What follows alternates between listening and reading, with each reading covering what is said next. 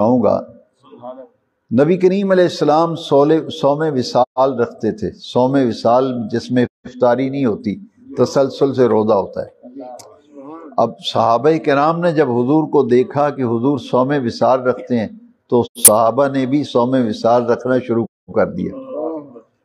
جب صوم وصال رکھا تو وہ دیکھا کہ پیٹ اندر کو دھنس گئے اور چلنا دشوار ہو گیا، تو صحابہ کرام کو دیکھا کہ وہ گھٹنے اور ایڑیوں کے بل چل کے مسجد میں آ رہے ہیں، تو رنگ زرد ہوئے ہیں، چھوٹے چھوٹے منہ نکلے ہوئے ہیں، پیٹ اندر دھنسا ہوا۔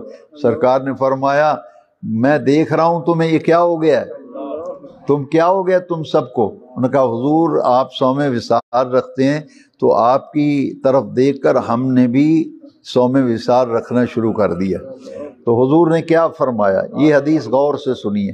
نبی کریم علیہ السلام نے فرمایا ایکم مثلی، ایکم مثلی، کون ہے تم میں سے جو میری طرح کا ہے؟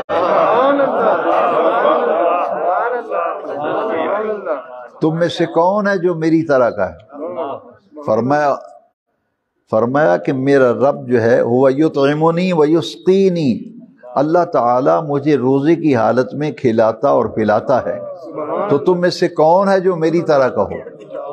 یہاں اللہ کھلاتا پلاتا ہے کا معنی محدثین نے یہ لکھا ہے کہ حضور کو صوم وصال میں اللہ کریم اتنی قوت عطا کر دیتا ہے کہ حضور کو نہ کھانے کی حاجت رہتی ہے نہ پینے کی حاجت رہتی ہے۔ تو یہ صوم وصال تو حضور نے رکھا ہے، صحابہ کو منع فرما دیا، فرمایا کہ ایکم مثلی، تم میں سے کون ہے جو